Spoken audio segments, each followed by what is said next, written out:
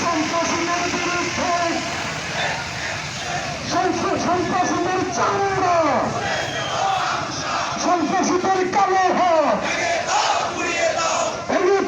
করিয়ে দাও,